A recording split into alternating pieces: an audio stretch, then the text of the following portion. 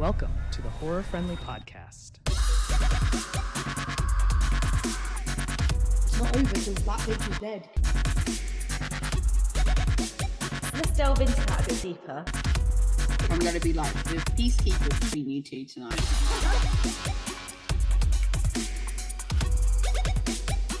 Yeah, fuck with the original. Yeah, don't fuck with the original.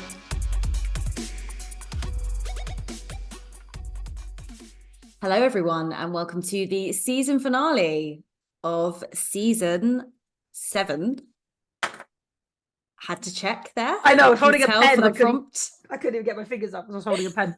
The season finale of season 7 of the Horror Friendly Podcast. My name is Katie, and I am joined by Chantelle. Hell yeah! I need to do it again. Well, no, you don't, because how have you found this season? We joined the You Run network. We did indeed. That was so exciting. I'm so glad that Scott decided to take us on. Yeah, God, thanks, Scott. God help him. I know. We started YouTube, so we've got videos now as well as audio. And can I just shout out to Tell for the YouTube, because she has worked tirelessly the entire time. She has done all of it. So anything that you see on YouTube is entirely Chantelle. So now make sure you give those videos a lot of love, because she's worked really fucking hard on them. Now I'm worried, because now if they go wrong and it's like, Chantelle, why did you use that clip? Wrong film. It's going to be really obvious it was me. Everyone's just going to critique you now. Critique Chantelle. I have some questions. But hopefully they will keep getting better. I'm quite proud of them. But hopefully they'll keep getting better, because I'll get better at editing. So hopefully they'll get more interesting to watch. So yes, we've had an exciting season. We have. It's been really fun. Yeah. But one a week is definitely making the seasons go really quick now. It definitely is. Yeah, it's making it go really quick. So yeah, I think a bit of a break for us, and then we'll be back for season 8. Yes, we need to decide our next films. So keep an eye. So before we start this one, keep an eye on the socials, because we do tend to ask if people have any requests for next season. We may completely ignore them, but if you have a particularly good suggestion, we may take it on board. So we may. We've already got a couple in the limelight that we're potentially thinking of doing. So, but we're totally open to suggestions. Yeah, so keep an eye out for when we put those on our socials, and then you can get involved with planning the next season. But should we do this? Let's have our evenings ruined and do this. Yes.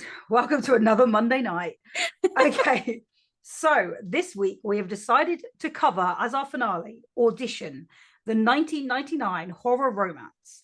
A film producer who is also a widower auditions potential candidates to become his wife. He is interested in a ballerina, but he later finds very disturbing incidents related to her. Sorry. A horror love story is a very interesting description. Romance. But I agree with that, because sorry, go with your first thoughts and then I'll say mine. I'll shut up. Well, no, I mean, I guess it is about love, but a very unhealthy kind of love. But a love story nonetheless, I guess. It's like we covered The Voices for Valentine's, and that was a very unhealthy love story. That's very true. We don't seem to like romance. We don't seem to know what romance.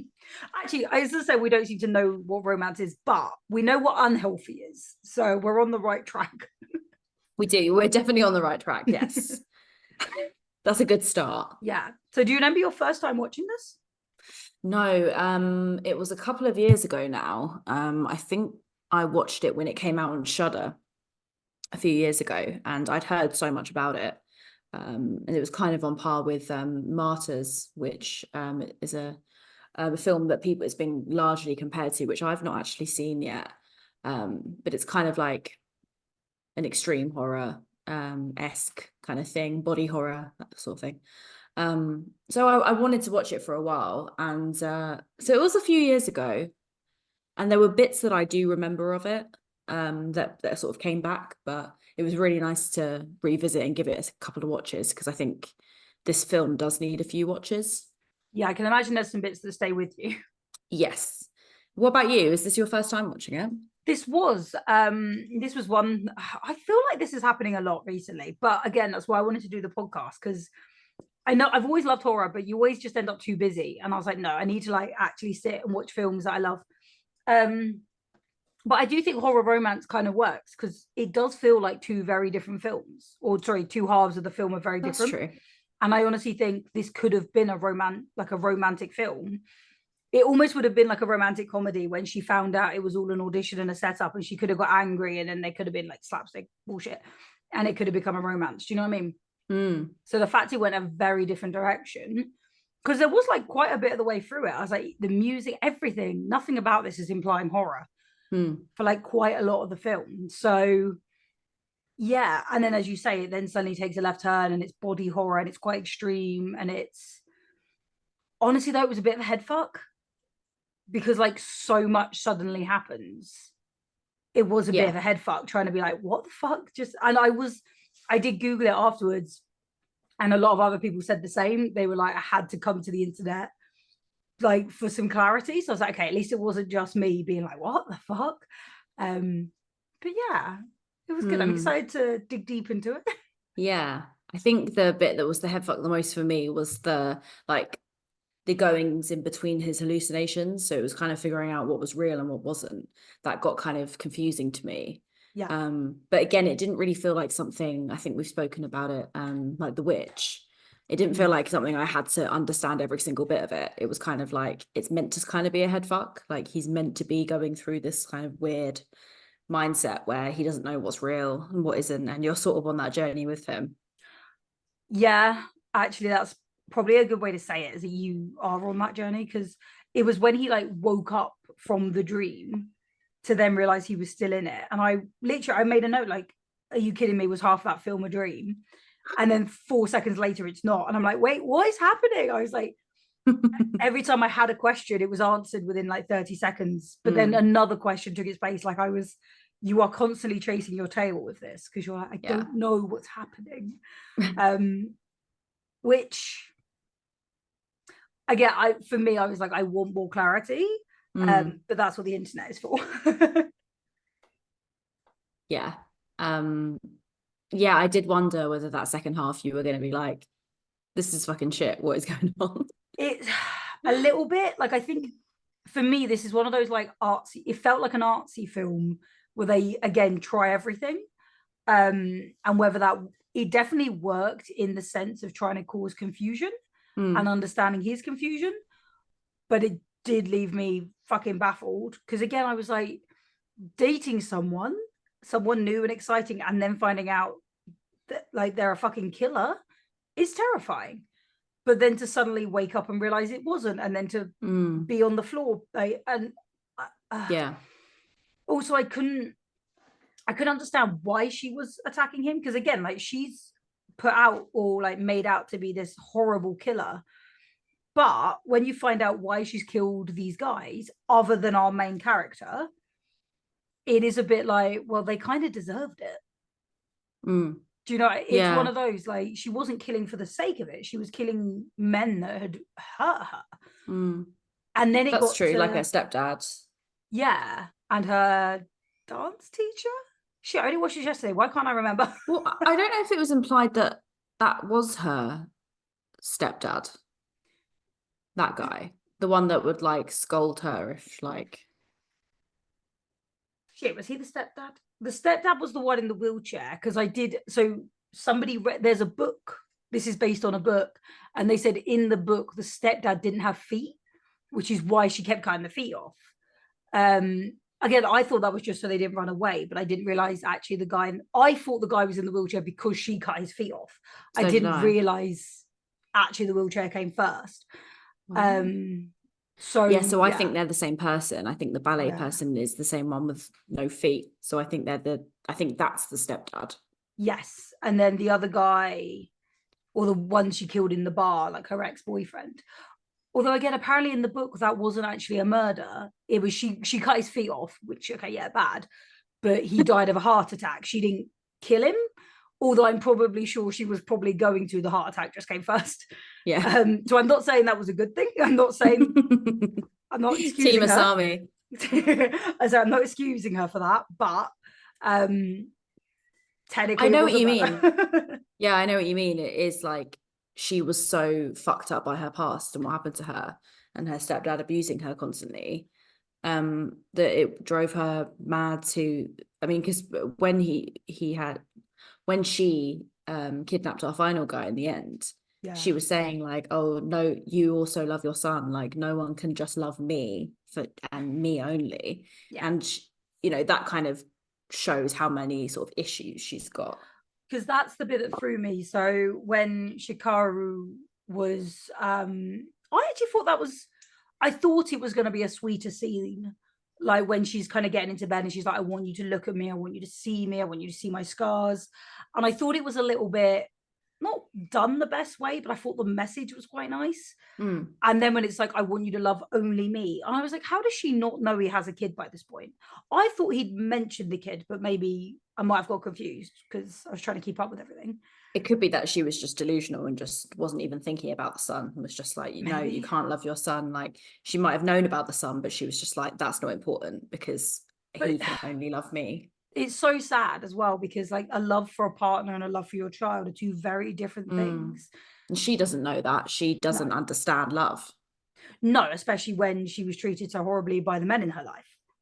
So and again, like you understand where she's coming from. Yeah. But he actually was going around trying to find her, trying to do everything to find her. Like we could see that he genuinely cared for her. And it's really sad because she could have had like a really loving relationship, but instead she was going to kill him. Yeah. And it's probably best for him that, you know, it did work out the way it did. Probably best for him, really. Was there something that triggered her to act this way? I'm trying to think if I missed something massive. Like, did something happen, or was it just a sudden thing where suddenly she kidnapped him? And I don't know if there was anything that triggered it. Guys, if you're listening and we've completely missed something, but or if anyone read the book. Yeah, I was looking out for that, and I thought, like, what has he actually done wrong? I don't know, but I feel like because she was a child in a lot of the flashbacks, it might have just been the one day when she was older and able to stand up for herself, she did. Yeah. And she stood up to her stepdad and put him down, basically, or put him in a bag. So yeah, I think it was, I guess it was probably just years of built up abuse. But I don't know for sure. I don't know if there was like one event. Maybe it was, she said she broke her hips or hurt her hips for ballet. And I wondered, I was like, did he break her hips?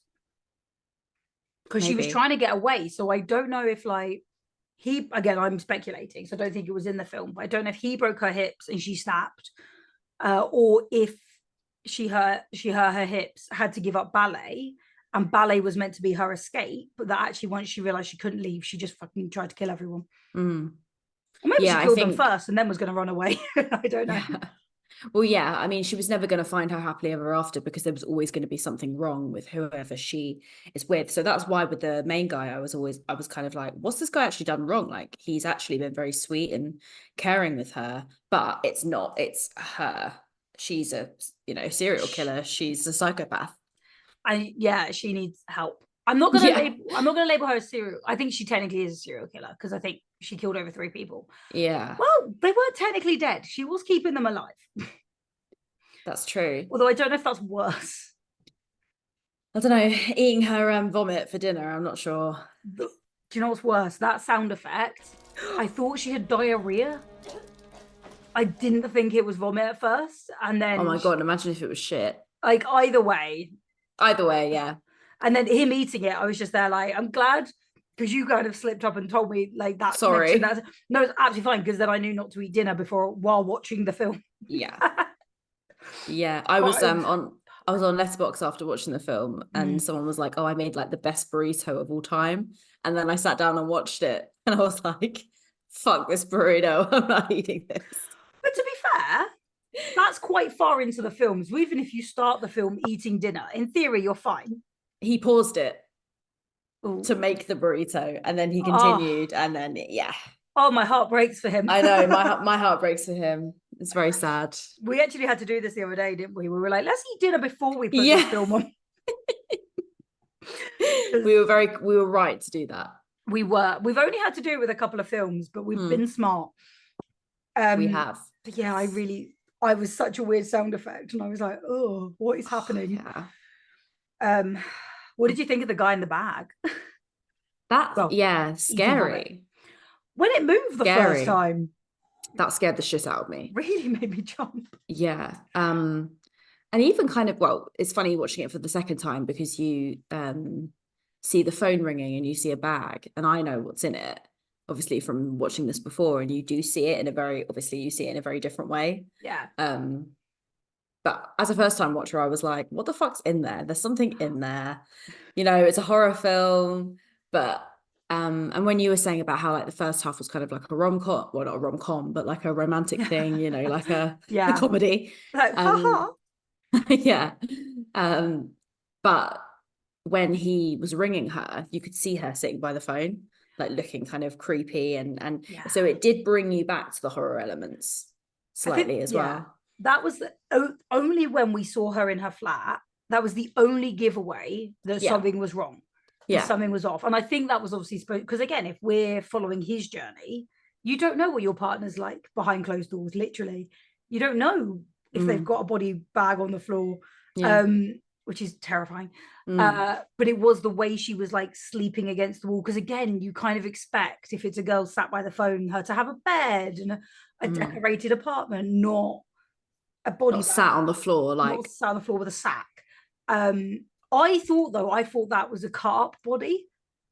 Like I didn't, when it moved, I did not see that coming. I really thought it was just she hadn't disposed of the body yet. And I was like, oh, why the interesting. Interesting. So when it moved, I was like, what the fuck? Like something's alive in there. So that, or I was like, did I just hallucinate that? Like, is that a thing? Are we hallucinating now? But yeah, fucking twist there. But I like it kind of eased you into her being not okay. Psychotic. I'm not sure what we're diagnosing her, but no.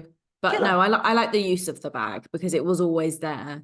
But you never really knew what it was up until right at the end. You did always kind of, well, you speculated as to what it could be, but then when that poor bloke comes out with, I think, a tongue missing, hands missing, and an ear, yeah. Oh, maybe that's how he can eat the vomit, because if he hasn't got a tongue, I guess he's not tasting it. True. Well, I think he's just starving, isn't he? He's like being starved and food deprived. He was just like, I'll fucking eat anything. Yeah.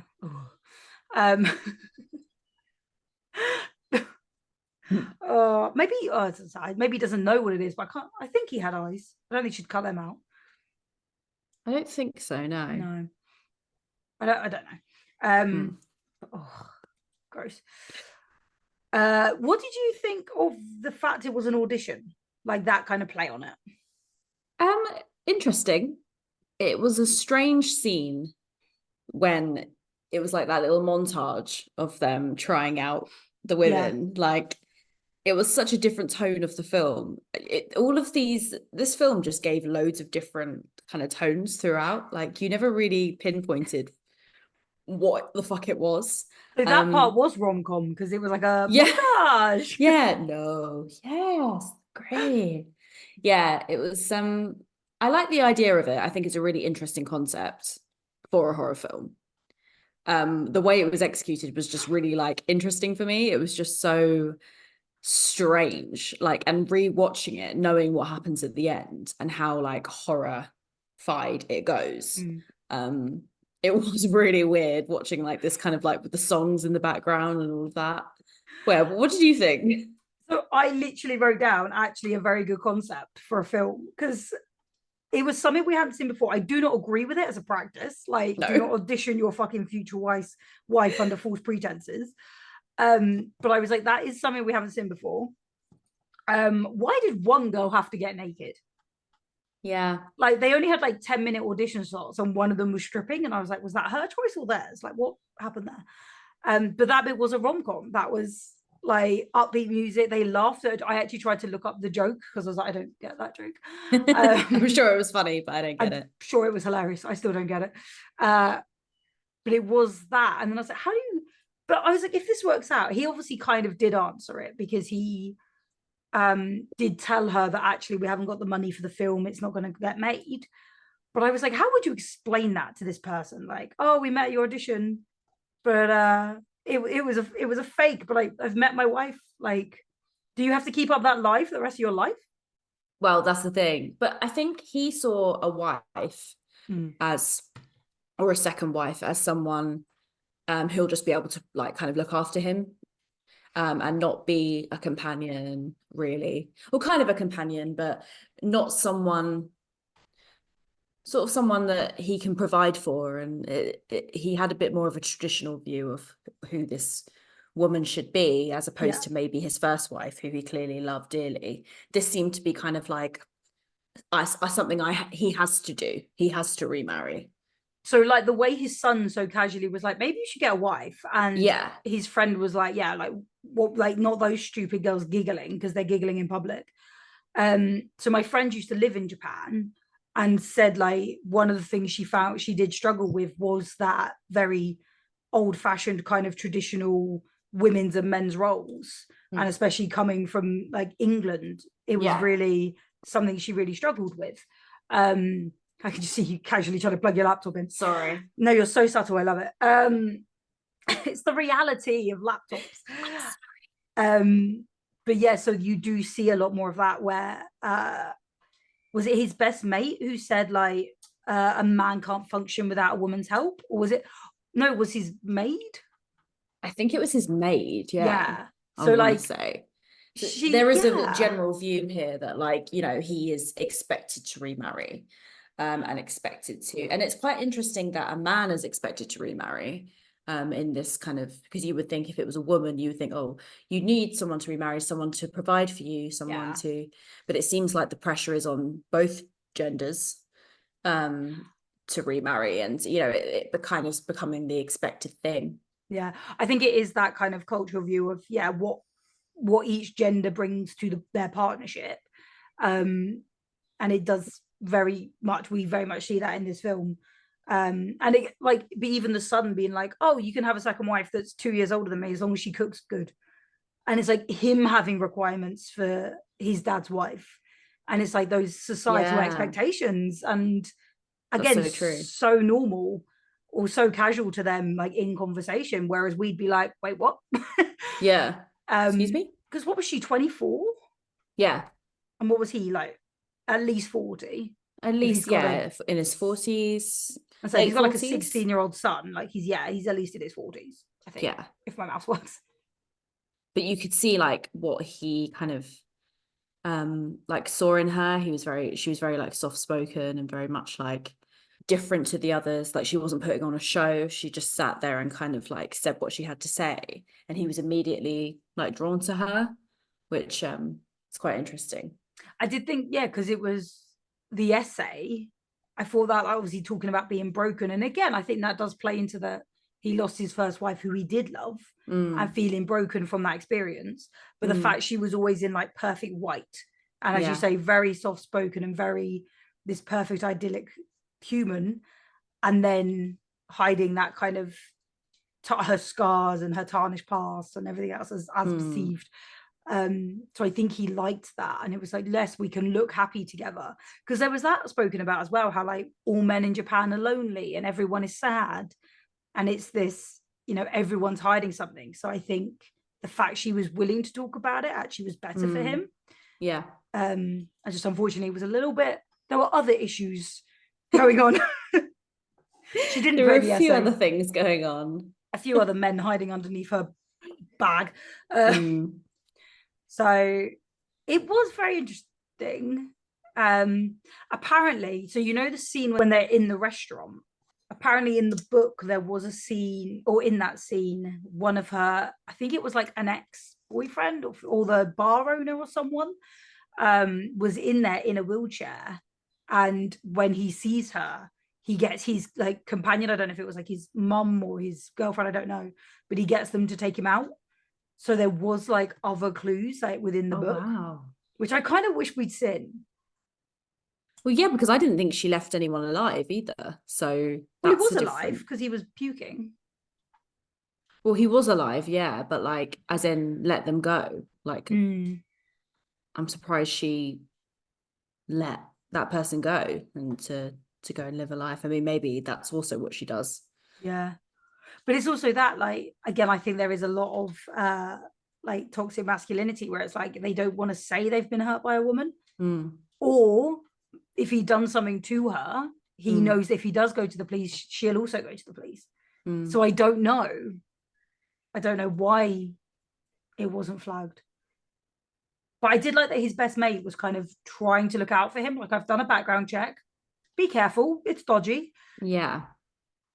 Yeah, and he just wasn't, he was kind of like, oh yeah, like I'll definitely, think about it and look into it. And he just wasn't. He was just completely like head over heels at that point. Like there was no rescuing him from the situation because he just wanted to be with her.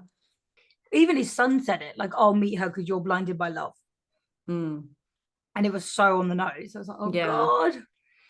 What was up with his employee? Why There did was, his employee keep being like, I'm getting married? I think there was implied at the end that there was history there. So when there's different people giving him oral sex in his like hallucinations, she's one of them. And she implies that they slept together once. And so she was upset that he then didn't offer to marry her. And that's why she was like, oh, someone else is marrying me now. That makes more sense because it sounds really ridiculous. But because they said like, oh, I can't remember what they said about like men needing a woman to function. At first, I thought she was his assistant because she came in about the meeting. And then when she was like, oh, I'm getting married, I thought she was asking for time off or like telling him she wasn't going to be around. And then all of a sudden later on, she was like in a completely different department, but still came to find him. And I was like, wait, what? Who is this woman? Like, yeah, maybe you're right. Maybe they had slept together. And there was, I just completely missed that. I was just like, why is she following him around? Yeah, I think she had a history with him. I think that was sense. what it was. And like, he never married her. So she was kind of like, this situation now, I'm now getting married. So I did like, because obviously the son's, not girlfriend, but the crush came into that hallucination as well. And I like that immediately he was like, get off me. I was like, this guy's got some morals. He did audition 30 women to be his wife, but he's got some morals that he won't sleep with a minor, even in a that's fantasy. Always good. Yes. What a hero. Yeah, what a hero. We love him. We've got such low expectations these days, don't we? Bare minimum. Literally. But yeah, no, I think that was just such a fucked up part where it's just like, so I think Takashi Miike was just throwing everything at this film at that point. Just like, let's just make it as fucked up as humanly possible. Yeah, it was a bit fucking weird. Actually, on the son's girlfriend as well, what did you think of him like giving the okay sign to the son? I mean, I guess is that approval. Again, not the best. Maybe could have just said she's a lovely young lady. Right? When she left. I literally looked at my partner because I was like watching it, but he was gaming, and I turned around, I was like, has your dad ever given you a thumbs up on a girl? And he was like, no, why? And I was like, well, I'm just wondering if it's common. Yeah. I was like, or should I be offended? Was I not given a thumbs up? No, I actually would not be offended. Like, yeah, I don't think it's a normal thing to do. Yeah, it was a bit weird. Yeah, it was weird. Yeah, it was an interesting one. I mean, I was going to go straight to the torture scene at the end, but I mean, to be fair, let's jump to it because okay, I think that was the rest of my notes. Okay, nice. I didn't have loads about the beginning because again, like it's just kind of building up, and it was a bit slow the beginning. Yeah, but I also don't know if that's because we said this before we started recording. I'd keep pausing to read the subtitles. Mine was slightly delayed, and I think that threw me. So I don't know if it's actually that slow or if I was just having to do it slowly. Yeah, it's annoying. Someone would say something, and then half a second later, I'd be watching someone else as that line came up, and I was like, well, this is all out of order. I see. Okay, yeah, that is annoying. Yeah, it was a bit, but we got through. So yes, the torture scene. Yeah, so Asami injects him with a paralytic agent. Yes. So that leaves his nerves alert. He's able to feel, he just can't move, basically. First of all, like, Jesus Christ. Yeah. That's like the worst combination ever, surely. Yeah. I think this is my biggest fear of like surgery, is essentially being unable to move but being able to feel. Oh. Like, yeah, right. And I'm like, I know it's very fucking rare, but situations like this, and then she went for the eyes. So again, you know, really happy days for me. It was like she started with the stomach, but it was so creepy that she was singing while she was doing it. Yeah, she was saying deeper. What? Oh, it was so sing-song and so innocent. It was like childlike. I was like, what is happening? Yeah.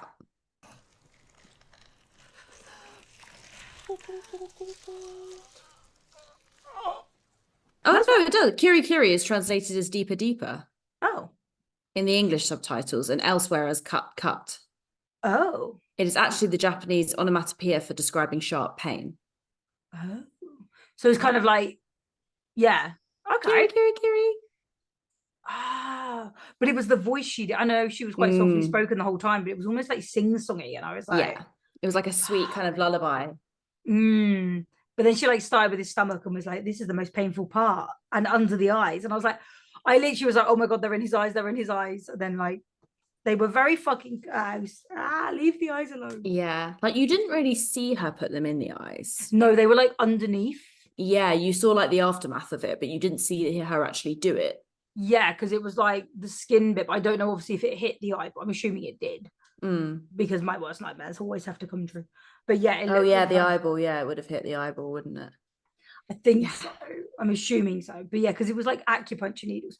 But that was the thing, because I've never had acupuncture, but I thought, and I might be completely wrong, I thought you weren't supposed to like feel it go in, but then like his hand kept going. So I was like, I thought that was it, like your nerves react. But I don't know.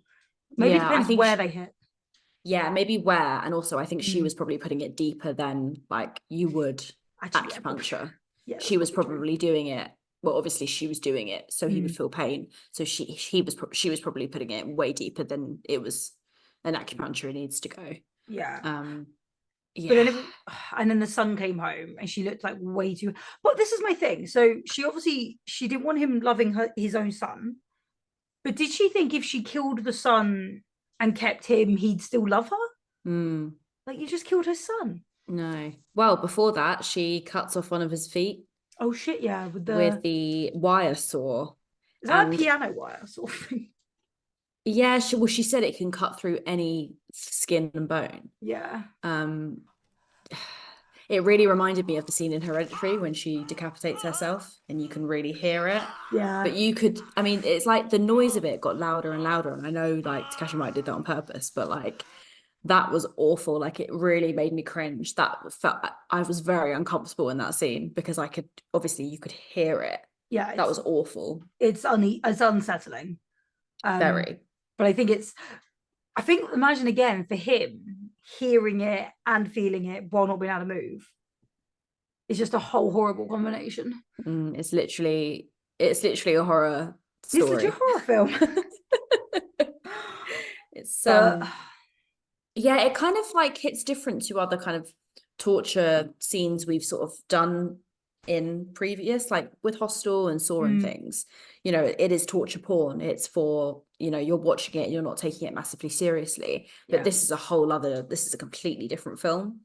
And it's like everything. And I always say this about these films, like I feel like I'm saying this about I'm saying this about every single film we cover at the moment, but everything's just gone from 0 to 100. And yeah, we've had a few of these. We've had a few 0 to 100s. We've got a theme this season. Yeah, but because that is so horrific that, you know, there's like this comedic moment of them searching for a wife, and then there's like this little romantic moment, and then suddenly she's cutting off his foot with a wire saw. And I think it's the shock of that as well. You're just like, what the fuck is this film? Yeah, you are like lulled into this like, oh, fun times. No, you are. But you're right, actually. Yeah, like when we've seen like other torture films, so like Hostel is horrifying. However, for me, I don't know if this was worse, but the idea, because like in Hostel, obviously you can feel it, but you can fight back. And I think that's it, you're rooting for the hero. In this one, we're kind of rooting for Shikaharu, but he can't move, but he can feel everything. And she, because of the torture she's doing, it's going to be so prolonged. Yeah. Like in Hostel, we're like, okay, it's going to fucking suck. But in this one, I was like, she's going to keep him alive for like months. Do you know what I mean? I was like, in Hostel, they normally die, maybe, hopefully within a day. And I'm not saying that's better, but he might actually be tortured for years, and that's probably worse. That's very true. Yeah, she'll keep him.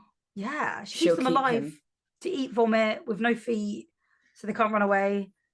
And she's going to kill his son. Like, there's a lot. And it does, yeah. I wonder if that bit where he watches that guy eat the vomit, I wonder if it was like kind of showing him his future. Yeah. Like what could potentially have happened to him, or what definitely would have happened to him. But did he actually see that? Was that part of the dream sequence? Again, I think it might have been part of the dream sequence, but I think it was implied that like that is what she does, but it's very confusing as to like what's real and what isn't. It's very confusing. Yeah. Because and I think, wait, what was I going to say? Because again, so typically you do get female serial killers, they are much rarer, but when women kill, they do tend to use things like poison or their car or things that can be done and do a lot of the heavy lifting for them. So with this, again, she was using the drugs to paralyze him, and then I don't know what was in that spray bottle. I'm assuming it was similar, where it was going to knock the sun out. But surely she kept spraying it and then running into it. I was like, is she going to knock herself out at this rate? Like, I was really expecting her to have like suddenly go, oh shit, and like, I don't know. I don't know how quick responding that stuff was meant to be. I'm not sure. Well, he goes back to sleep and like he has another like weird dream, and then comes back and then comes to and then sees his son fighting with Asami. Yeah. So like there's another sort of sequence that goes on, and then obviously Asami dies, kicks her downstairs. But she wasn't dead. What the fuck was that thing in her neck? Yeah. Well, it implies she broke her neck. But why was it moving? Like, your bones don't move? I don't know. That was well, I mean, there was a few bits I was confused at, but that was the one bit I was like just absolutely no idea. Why was her neck moving? Yeah, that's a good point. You're right. Sorry, she wasn't dead at that point, but she was like dying. She was going to die. Yeah. But like just repeating all these words that, she'd said to him in the past. And yeah. I think that was what was really sad for him as well, because he obviously, I think that's the thing, he knew what she'd done to him. She knew he was trying to kill his son, but he was looking at her like he still cared, and he also understood. Like, he was looking at her almost like not even angry, just, although maybe that was the being paralyzed, but he was looking at her like so sad for her and wanting to help. And I think that really hit, because I was like, he's not even he's not even like, fuck you. Like, yeah, it sort of seemed like a mix between sadness and fear. Yeah, actually, that was probably some fear in there. But it was also because like he came, apart from maybe auditioning 30 women, he came across like, okay, like he seemed very caring with her and very understanding, and seemed like he really did have a soft spot for her.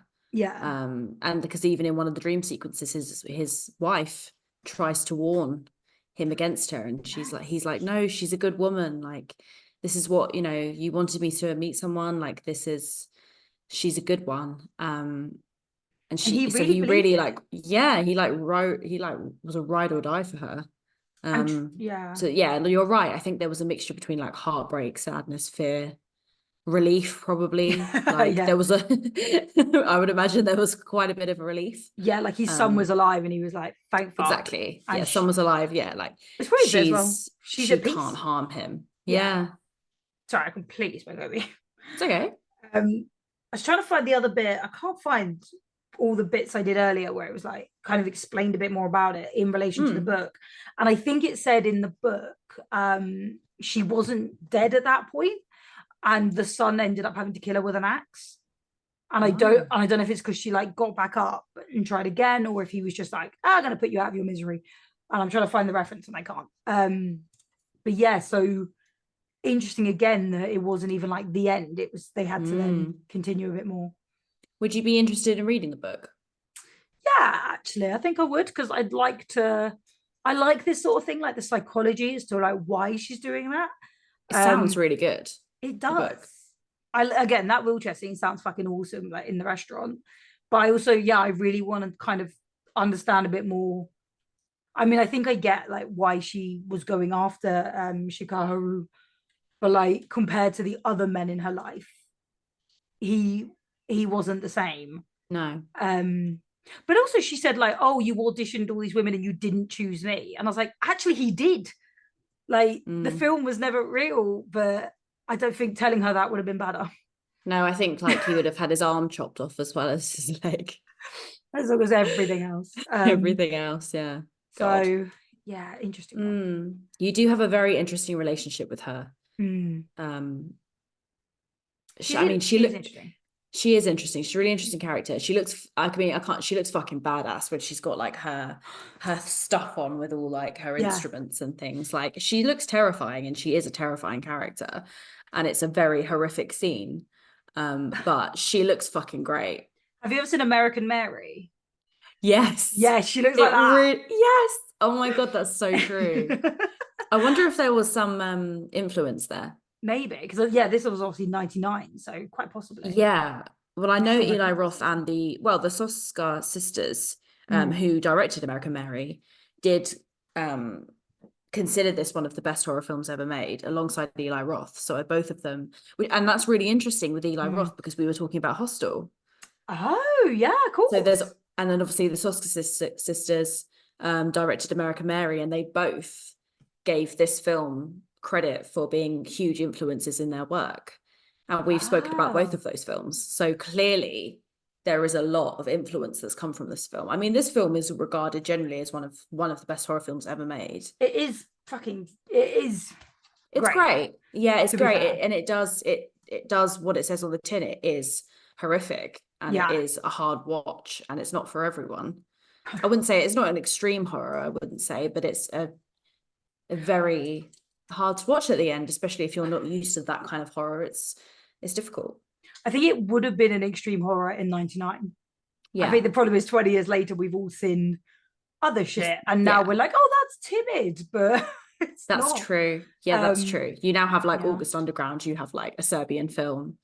You have different things that have come in since then, but or even like Hereditary again, like where you said with this, that's just a part of the film now. Like again, audiences really have had to be. That's so true. Dropped. We are getting very desensitized. It's becoming a problem. That's so true. Like that part in Hereditary was just part of it. It wasn't like a specific part. Like it was an audition. Yeah. Whereas for this, that was like one of the main parts. So slightly worrying about the audiences. But it is great when we like compare it to other films, because then you really do see the influence, and I think that's awesome that it's had such an impact. I do love that actually, like knowing the impact this film has had. It's very cool. Like that actually, when you get to see the film that kind of started some of the shit. Although actually I will say that the flashbacks of her as a child getting burnt, and then like when the stepdad later is like, oh, did you touch her, did you hold her, did you smell her? So fucking creepy. And again, I want to say that was correctly translated, because again, I hate the idea of saying this and then someone being like, actually that's not what it said. So fucking creepy, and implies that stepdad was a fucking monster. Like, but 100%. That little girl did fucking brilliant, because those scenes, fuck me, I just felt so bad for her. Like, oh yeah, no, broken heart. I know. Okay. The question: would we survive Asami, would we survive her? Go on, tell. It's a hard one, It is a hard one this week. especially not as not men. We're unlikely to try and we're unlikely to audition her. Because we're fucking, Well, we wouldn't do you're that. more likely to go out with her than I am. I am. I want to say yes, because again, I'm kind of going on a bit of a cheat here, but I don't have a child, so I've got no one. I don't have a child to love more than her. Yeah, you could just literally love her. Yeah. Yeah, Give great. your everything to Give her my everything. I think this is the thing, similar to him. I'd want to help her. I'd want to make her feel safe and all that. But I think if I then found out she was a killer, yeah, like, what do you do in that spot? Like, what do you suddenly do if you find out this person you love and you're falling really hard for is a murderer? But if I knew but then if I knew the reasons why she was murdering these guys, I'd probably fucking join her. Like, they deserve it. I mean, they did, yeah. So you would be her accomplice, is what we're taking from this. Quite possibly. Quite possibly. I think we're going that way. Quite possibly. I'm happy to. Oh fuck! Who was that couple? Like, drove off into the sunset together, or drove off. Bonnie and Clyde. Yeah. Thelma and Louise. Thelma and Louise. I'm going to Thelma and Louise it up with her. Perfect. That sounds great. What a good answer. Right? Thank you. What about you? You going to join our throuple? You know what? Yes. I would love to. This is my point. If you know why she's killing, I don't see it as that bad. Okay. I'd be a terrible judge. I'd be like, it's justifiable. You're fine. The murder is justified. Yeah. I mean, yeah, I was going to sort of take the easy way out and just say, well, I'm not a man. And obviously she goes for people that are romantically interested in her. So I feel like I would be very safe. But if I was in that position, it would be hard. I mean, she's can be fucking scary. But you know what? I'm gonna join your throuple, please. She looks good in a leather apron, so she's hot. So we sexualized her. I'm sorry. It's so hard not to be like, because part of me is like, this she's a feminist icon, and then part of me is like, this film is not feminist because they auditioned 30 women. Yeah. So I think she's again, it's similar to Silence of the Lambs. It's not a feminist film, but she's a feminist icon. Okay, nice. What are you scoring this out of 5? How many spookies are you gonna give it? Oh, and your favorite spooky moment. Sorry. My favorite spooky moment. I am going to say it's going to be the puke. It's really stuck with me since I watched it. It literally made me gag. Yeah, I haven't watched anything that like gross in a while. So yeah, it's just one thing I always like take from this film and I always remember for a long time. So it's going to be that. Yeah. And I'm going to give this 4 spookies. I really, really enjoyed it. I think it's great. I don't think anyone does horror like Japanese horror. It is good. And it's a really solid film, and I'm really glad we ended the season. I think it was a really great film to end with. What about you? So my spooky moment, and I've just thought about this actually, maybe I wouldn't have survived, but again, I think if I'd realized why she was killing and we had a conversation first, I'd join her. But if she did the same to me that she did to our final man, Shikaharu, and she went for my eyes, I may have had more of a problem, because that is obviously going to be my spooky moment. Anything with the eyes, I'm fucked. Of course. Or that thing in her neck. What the fuck was the thing in her neck? But yeah, I think that's going to be my biggest fear.